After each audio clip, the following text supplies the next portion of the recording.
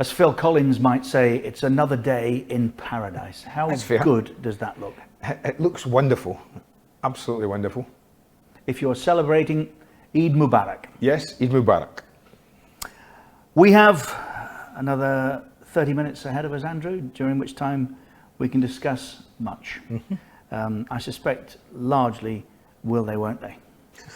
And I had weeks ago tried to get away from this, but it's impossible.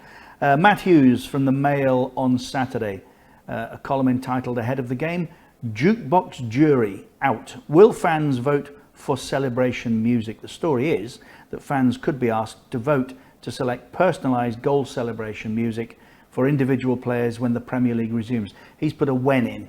We're still at the stage whereby it's if until Thursday, although this Monday, as we speak, I think they've lifted the social distancing, so players can now... Groups of 10 then. Is it phase 2? Phase 2. Phase 2. So I still don't think it's full contact phase 2, is there? No. What music would you want to celebrate a goal with? What music? Have you got any idea now? None at all. What would you have? Well, I think I might have Another One Bites the Dust. From the very same column, this did make me chuckle, I have to say. I don't think it will you. Everton's new kit sponsors, Hummel. Oh, now where you're going. That's not fair. No. Well, sorry, no. I'm sorry. No. Have scored an own goal by declaring an affinity with clubs who do not win. No, that's... On the sponsorship section of their website, the Dennys sportswear company say that their priority in seeking commercial partnerships is not sporting success, stating that clearly we look for underdogs, those who rarely win. Good. Well, let me tell you, Hummel, it'll only be a 1 year only contract, 12 months only. Next year, we'll be looking for new sponsors. I have to say, it wasn't a great week for you, one way or the other last week. Because when I read that at the weekend, honestly. No. I knew you'd bring it up, because it's one of the few things I did read. And I thought to myself, Monday morning, I know exactly where he's going. Sean Dyche from the Mail on Saturday, fitness? I'm not bothered. Let's just crack on, he says. We're all in the same boat. What would you say to Sean then? I would say to Sean... Because, you see, I'm not saying fitness, let's crack on, but what his general thought there, the headline's kind of a little misleading, because what he's saying is, we're all in the same boat. When we come back, we're all at the same level of fitness-ish, if we've looked after ourselves. So what's the problem? The problem is that you're dealing with multi-million-pound assets. He knows that. And maybe his aren't as expensive as those in the top 6. No, but they're still multi-million. But we spoke to Sean. He was brilliant company, wasn't he, on this show? I think that is perhaps not sensible in the modern game. What if Klopp said that? What if Guardiola said that? I can't for a moment imagine either would. I think Klopp would. I think Klopp would say, let's get on with it. I think he would say, we're all at the same boat. There's no advantage to anyone. If everything's clear to play, I bet you Klopp would say, let's get on with it. Park those thoughts, because I want to come back to this. All right. The Professional Footballers Association have asked the government to undertake more research into possible greater coronavirus risks for Black, Asian and minority ethnic players amid strong concerns. And I understand that entirely, and I think that's correct. Absolutely correct. The German football, of course, is back. We've been watching it on beIN Sports in the Middle East and North Africa. Not all over our broadcast networks, Andy, but this interested me. Perhaps we've seen some teams selling the cutouts. Yes. I think £17 sterling a head. AGF Aarhus, a Danish football team, are using a video platform, Zoom, to project fans into their stadium for their derby against Banders FC this past weekend. So there's an idea. You've got a crowd. You see, there's on the big screen, and everybody that's available to... Everyone's trying everything. Yeah. Don't know. The UK government, which is having a bad time at the moment, strict quarantine rules leave F1 and football in turmoil. This was after the Foreign Secretary, Priti Patel, announced that there will be 2-week lockdowns for people arriving in the country from, I forget the date, she said June the 8th. 8th June. I don't know why it's June the 8th and not now, if it matters that much. I think there might be a lot of people rushing back to the UK now. Well, it means that English football clubs cannot now compete in European football. Not right now. Because they can't leave the country. and come back. No, it also means not right that, now. And in line with the thinking that they want to play football to lift the spirits of the nation, they were going to allow F1 to return at Silverstone. In fact, they were going to have 2 Grand Prix that day. It now turns out that because of 14-day quarantine yes, rules, they can't teams do that were preparing to come they'd can't. have to come in 2 weeks earlier. And it looks like no. They're going to stage these races in Germany now instead. Oh, well, there you go. 2-0 Germany. Another result of pushing the season back and back is that the FA Cup is going to be affected at the start of next season. Minnows, who usually play in the early rounds, first and second rounds, those rounds will be gone. That's a shame. Only for 1 year? Well, it looks like it. Okay. Hundreds of small clubs could be excluded from the FA Cup next season if the start is delayed. Well, I don't think there's enough. A total of 739 clubs entered the FA Cup this season, with the first extra preliminary round being played in early August. Wow. Well, that's not going to happen, is it? No, because listen, whatever anyone thinks, August the 8th was the scheduled time for the next season to start. It's not going to start on August 8th. You made the point last week, and I thought it was very valid. No home advantage, it has been revealed. Clubs fought to play at their own grounds, but with no fans, there is no benefit. So says James Sharp in the Mail. Do we concur? Well, I'm only going on the Bundesliga. Okay, 2 weeks of the Bundesliga, Richard, and of all the games played, I think I'm right in saying that only 3 home teams have won in that time. And I think 2 of those were obviously Bayern Munich won at home, and I think Dortmund won in the first week at home, and I think 1 other team has won at home, and I think there might be 4, but there's no more than 4 teams won at home. And when people say, was it Paul Barber of Brighton was on about bemoaning the fact we have to play at home advantage is so important. Villa want home advantage as well. No, but I don't think home advantage. I think from what I've seen in the Bundesliga, and I've watched most of it in the last couple of weeks, as you know, is that home advantage, away advantage. No, actually, when you go away from home now, it's actually a big advantage to you. It really is. You're away you go away to Anfield, and you're playing against a top side, but you don't have that atmosphere to cope with. It must make I get that. It must make it easier for the away side, and I think the away sides are enjoying no fans. The away sides are enjoying it. I don't think the home sides are. I watched our pal Uwe Rösler's side yesterday, right? They were, I think, away 2-0, Frankfurt, the bottom of the league. They're really struggling. They're 2-0 up with 3 minutes to go, and they're cruising. I mean, they commit defensive suicide, but they enjoyed it. It looked to me like they were enjoying it because it would have been it was a derby. That's why there is no. But it was integrity. a derby, and there was no fans there. There was no integrity, and they enjoyed it. What's the point? What about the Glazers? I told you about them last week. Honestly, how does that happen? Manchester United are facing criticism, naturally enough. This is once again James Sharp in the Mail. After they put off paying a £10 million tax bill, despite being set to fork out $11 million in dividends next month to the owners, including $8.5 million to the Glazer family. Oh dear. And Manchester City, as you again made the very valid point last week, are in trouble because they've broken financial fair play regulations, but aren't in debt. Manchester United's debt approaching half a billion again.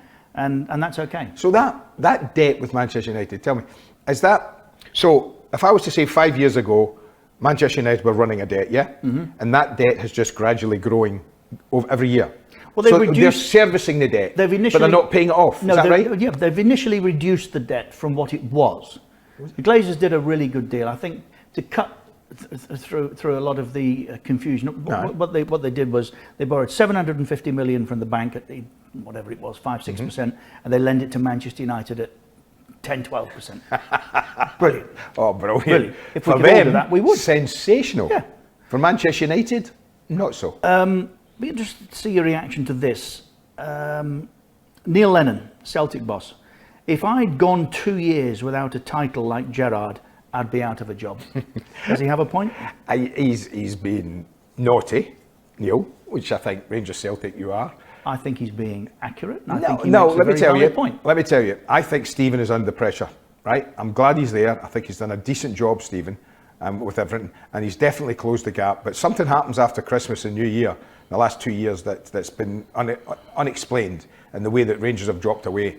Yes, I think more than ever, Richard, if Neil Lennon went 2 years at Celtic with the success they've had in Rangers' absence, most of it, I think that if Neil went 2 years without winning anything, then he would be in trouble. Let's not forget, he's been back at Celtic for less time than Steven. 15 months. And I know he inherited a better team. Yeah, he did. But he's won, Andy, and he's kept Well, on this winning. season's been his season. Neil Lennon, whatever happened last season, he would have been very aware that people would be saying to him, well, that was Brendan's team. That's Brendan's treble, really.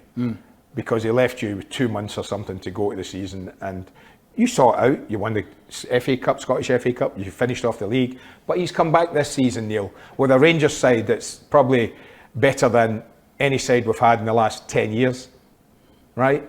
And he's done what he's done. So I think Steven Gerrard knows that he has to. If he doesn't win something next year, then I think he's got massive problems. He's got to win the title, Andy, because it's 10 Well, he has in a got row to win the otherwise. title. That's the bottom line. That is the bottom line. Arsene Wenger, being sport's very own, I'll never go back to the Emirates, he said. What a shame. Yeah, well, mind you, having been hounded out as he was, I think I have some sympathy with that. Yeah, I have sympathy with it, but isn't it a shame when you've contributed what he has to that club? And he's the one who oversaw the move from Highbury to the Emirates, that he feels he can't go back. Yeah, are there some... It's like Fergie not going back to United, isn't it? Are there some employers that you would look back during your career and think, I'll never go back there? Yeah, the one before this one. The prosecution, oh no, I don't mean the one before this one. The prosecution has no more questions. No, I don't mean the one before this one, because there's a fantastic radio company in the UK that you and I worked for a couple of years. That was amazing. The one before them. We know what you mean. The former Swansea chairman, Huw Jenkins, who knew more about football than any of his managers that he employed, looks as though he's on the brink of buying Charlton, which will come as a huge release to Charlton. He left Swansea, obviously, if he's buying Charlton. He left Swansea. He left Swansea 3-4 years ago. Oh, did he? Yeah. Keep up. Now he's buying Charlton. He's buying Charlton. And Arsene Wenger in that Sam article, incidentally, my joy at the Kop blowing their unbeaten run. Well, you and I were party to these thoughts because we had dinner with him. Yes. And he was chuffed to bits, wasn't he? He was like, listen, I get it. Listen, and you always say to me, I don't get you. You want somebody who's playing in your place to play well and your team to win. I don't. Well, it's a bit. I'm with Arsene on this one. If you have a record, right, you really don't want anyone to beat that record, do you? Of course you not. know, Arsene's team. He wants them to be the only team that have won. And he's not the Invincibles who have gone unbeaten in the season. He doesn't want Liverpool to do it. He didn't want them to do it. I can imagine that you would like. Part of you would like to see somebody score a winning goal for Wolves in a cup final. Yeah, that's but were different. they to do so, your record would fall. I think that's different when it's the club you played for, right? But when it's someone else's club taking over your record, it's like I'd love Everton to win the league again. I'd love them to win a European trophy again. But it's a long way away, it looks to me, at the moment. Well, according to the kit sponsor, it is. That's shocking. That's bang out of order, by the way. EFL losses to exceed 200 million. One of our early guests on this show, Andy, was Mark Palios, the Tranmere owner. He's saying the pandemic could bring about a financial maelstrom. 200 million, he fears, is the amount that the EFL clubs could have cost themselves or could have been cost as a result of this coronavirus Who pandemic. did I read today, Richard, talking about the EFL? If they don't get any help, I was saying to you, I don't think there'll be 71 full-time EFL clubs when we come back to play again next season. We're saying that there could be, if they don't get financial help from above, that there will be 50 to 60 clubs potentially out of business. Well, they won't they? I misled you when I arrived this morning. I misread this. Premier League clubs pushing for a 2-week delay to project restart as they eye June the 26th as a restart date. You had me worried. You did say July the 26th. June. That's okay. We can get finished by the end of July. And Premier League has dropped plans for hotel quarantines as time moves on. Do you know what, Richard? If the Premier League are trying to get started, which they are, and they're desperately trying to get started, which they are, is there no way they should try and follow exactly how Germany got started? I would concur. Or consult with them. But if you look at it in the round, Yeah. I would say the British government probably should have followed the same Yeah. Okay. pattern that New Zealand and Germany had set Okay, for but the they didn't. coronavirus And pandemic. that's another issue. They didn't. That's another Have they issue. learned anything? No. Am I about to come back to the British government? Yes, in just a moment. Great piece in The Guardian today from David Conn. Top clubs must finally share their riches to save English football. There you go. They must. Now, here's the story that I've been waiting for, and I'm not surprised to read it today. Well, I am a little, because I thought it would have come far sooner. Okay. Rafa Benitez is keen on a Newcastle return under new owners. Well. You've been waiting on that, haven't you? Of course. But can I just address that problem again at Newcastle United and this suggested takeover? I don't understand the delay.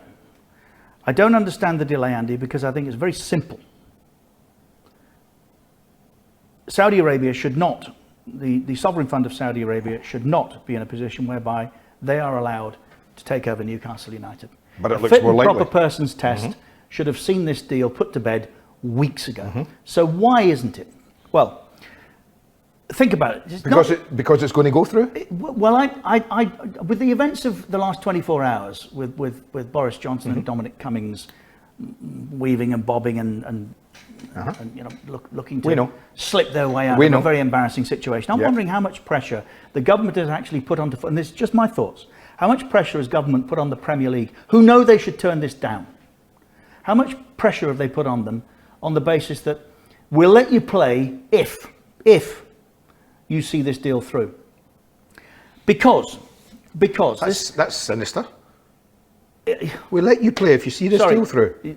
Sinister. How sinister is it that our British Prime Minister is trying to protect his it's senior advisor, who's clearly broken the law of the land? Listen, it's not for us to comment on that. Well, I just have done. I know you have, but that's you. So when you think that so it's not just being against Saudi Arabia. When you think the US government, the UK government under a different guise, the European Commission, Sky, BT, the BBC, beIN, ourselves, Canal Plus, the Premier League, FIFA, UEFA, La Liga, Serie A, the Bundesliga, Cisco, and every tech company and every credible media outlet from the Financial Times to the New York Times to the Economist, why have they all complained about B-Out-Q and the theft of intellectual property for 3 years? All of them. Exactly. Well, we know that. And here, more. We know that especially here because we've suffered for it. So the Premier League know they have to say no. Why haven't they? Well, I'll tell you why I think, and I don't know. I think the only By the way, I have sympathy for the Premier League that find themselves in this situation, and the Saudis and Amanda Staveley constantly feeding the press. It's close, it's near. Well, it isn't. And I can only think that the reason they haven't said no is because they want to say yes. I don't think they do. I genuinely believe they want to say no. And so therefore I'm asking myself, why is it that they haven't? And we know how things work, Andy. We've seen in the last 48 hours how things work. Oliver Dowden, the culture secretary, very early on saying, we're not getting involved. Well, you should do. And if you did, this deal would have floundered, as it should have done. Whose decision is it? Is it a government decision or a Premier League decision? I'm asking the question. I'm asking you. The government will have washed their hands of it and said over to you. If the government had done what they should have done and said no, for all those reasons, and this deal we would have had a conclusion. So the government could have taken it out of the hands of the Premier League. So are you saying to me the government are saying, we're washing our hands of it, it's up to you? I would go further and say I think the government are saying we would like to encourage this deal to get done, and the Premier League know they're in the most impossible situation whereby if they give this the nod of approval, forget hunting down piracy anywhere in the world, because you've got no case. EFL could lose up to 60 teams if fans are absent next season, says the new Huddersfield chief. That's 60 teams if fans aren't allowed back in. That's amazing. That's extraordinary, isn't it? That's frightening in that respect. It's frightening for football. I mean, I think for many years I've thought 92 Premier League full-time teams in a country the size of England was too many, and I thought there would be a natural decline in the amount of clubs. There hasn't been, but it's extraordinary that it's continued to support England. It's amazing. 92 full-time and more, because the lower feeder leagues are still, a lot of them are full-time, aren't they? Yes. Oh, they are, yeah. In the National League, yeah. A lot of them are very much full-time. So there's 100 plus full-time teams in a country the size of England. It's absolutely extraordinary. We saw Lacazette gate last week, did we not? Not another. Alexander with his balloon. This from the Telegraph today. Stars have been warned that sleeping pill high can be fatal. Footballers mix sleeping pills with alcohol in a dangerous trend. Well, who would do that? To relax and get footballers Oh, come on. They're taking sleeping pills, then drinking? Yes. Oh, good luck, boys. Have been warned that taking prescription sleeping pills recreationally could potentially be fatal. This is something that has seriously concerned the Sporting Chance Clinic set up by Tony Adams, yes. which offers athletes support for over-drug use and insists that the dangers should not be underestimated. Well, absolutely. If you're taking sleeping pills recreationally, that's you've got a problem. You need to speak to Sporting Chance, if that's the case. It's extraordinary. Wow. And on the same hand, people are arguing, saying footballers can be trusted, they can be responsible. They're not, because they can't. The vast majority can. Top referee says lack of fans can take edge from performance. Now, this interested me because this is Dennys, who was in charge of the Barcelona-Paris Saint-Germain Champions League game, if I'm not mistaken. What, the controversial one? The one that recently said, well, yeah, maybe if I was given the chance again, I would look at that. I would change a few decisions. He has said refereeing in Germany now, it's not the same as it was. He said my heart rate has dropped considerably during matches behind closed doors because the passion is missing without we know supporters. that. We know that. And Keith Hackett, the former head of the PGMOL, in the same article has gone on to say, well, of course referees are persuaded to give decisions by home supporters. He hasn't said that. No, Keith Hackett, how can you? Shame on you. You mean to say you're swayed by the big clubs and the support? Yeah. Wow. But they are. Of course they are. We know they are. It's something we've always discussed. Yes, but they've always denied it up till now. So maybe that's another reason why the away team in Germany in the Bundesliga are having such a good time. Probably. Because the referees even doing that are not being influenced by the home crowd. Not at all. And statistics from the fairly controversial game that saw Liverpool out of the Champions League when Atletico Madrid played recently, with the British Prime Minister insisting that he was going to punch COVID-19 on the nose. 41 deaths have now been linked to that match in Merseyside hospitals. 41 deaths. It should never have taken place. No, we know that. There's lots we know now. And the time for judgment will be in the ballot box in the future in England. Simple. What's it? This has been Newsnight. Well, that's you. You turn it into Newsnight. It's good. We've talked about the British government. Well, I'm tired of just talking about will they, won't they. Somebody's got to tell us, are we going to start back or well, not? I'll tell you when that, if it needs to come on the 28th. That's this Thursday. We need a definitive date that they have. This is it. We're starting then. And if we don't start then, Richard, and I've said to you before, you've been consistent with scrapping it.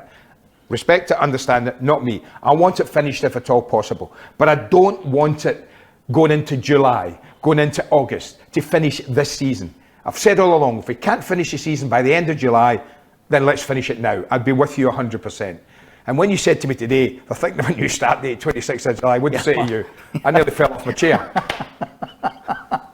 July. Every day is just a day now. I mean, every month has just become a month. How many weeks have we sat here for now? Yeah, well, I'm hoping on Friday morning, when we sit here on Friday morning, we'll have been able to absorb what the Premier League have said in their meeting on Thursday, because we'll have recorded our show prior to their meeting. So it'll be Friday before we can react to it. And I'm hoping then you and I can be sitting here and we can go, right, that's the date, what do you think? And whether we can have a chat about that and say, right, it's going to get finished or it's not. End of. If they play on, they will have nothing but support from me. Fine. I just think it's easy now to make. August the 10th, we're due back for the start of the next 8th for the next season. Yeah, it'll be more like September 8th. UEFA want Manchester United, not Sheffield United. Done. Premier League want West Ham and not Bournemouth. Weighted points keeps West Ham. Yes. No, weighted points puts West Ham down. Right. Well, then we use the other system. Well done. Everybody's happy. You're just saying that because you know Bournemouth don't have as many fans as West Ham. Well, that's why the Premier League would. If you're given a choice, it's very simple, isn't it? West Ham have got 60,000 and they've got 12. Well, yeah. Well, I still think it's unfair on Aston Villa who've played a game less. Well, it is. Tomorrow, I have to tell you, I am genuinely really excited about our guest tomorrow. As excited as you were about Rod Stewart on Friday? In a way, because I love this guy. Yeah. I found myself at the World Cup in Germany and sat with you. Yeah. Argentina were the opposition and they were just tedious as Argentina can be. They'd got a goal and they were looking to dig out a win. Germany scored and I shot up. Do you remember? Yeah, I do remember. And you looked up and you said, what are you doing? I said, what are you doing? Jurgen Klinsmann from the Pacific Coast, no less. I'm looking forward to it. I'm actually looking forward to talking to the man. Genuine legend. Genuine football legend. World Cup winner. Managed his country. played in the Premier League, scored goals everywhere. Not bad. It wasn't bad. So it's Jurgen Klinsmann tomorrow. Wednesday, we're going to be talking about, and it's been forgotten about, and it might surprise you to hear us have this as a subject matter for discussion, but Phil Neville is going to be our guest and tell us why it is that women's football has just seemingly been forgotten about during this period of time. And right now looks as though it could fold, which is no good to anybody. So that's it. Thank you for your time and company once again. To Be In Sports viewers around the globe on our network, you'll find us at these same times. For our international audience who have joined us on YouTube, thank you very much for being there and for the feedback as well. What are you going to sing us out with today? That went down very well. I don't know. I actually thought it sounded all right. Moves Like Jagger was one of your favourites. I did sing that, but no, I'm not singing that. No, I'm not singing. Come on, people are asking. They keep saying me. No, they're not. They are. I'll think of one, don't worry. Love the way that you left the other day. Oh, by the way, Andy can actually sing, was the reaction. Well, my family gave me stick. Well, it just shows, doesn't it? Come on, Moves Like Jagger. No, because I can't. I don't know the words to that. And he will. I don't know words to that one. I'll find sing one I know. Yes, you.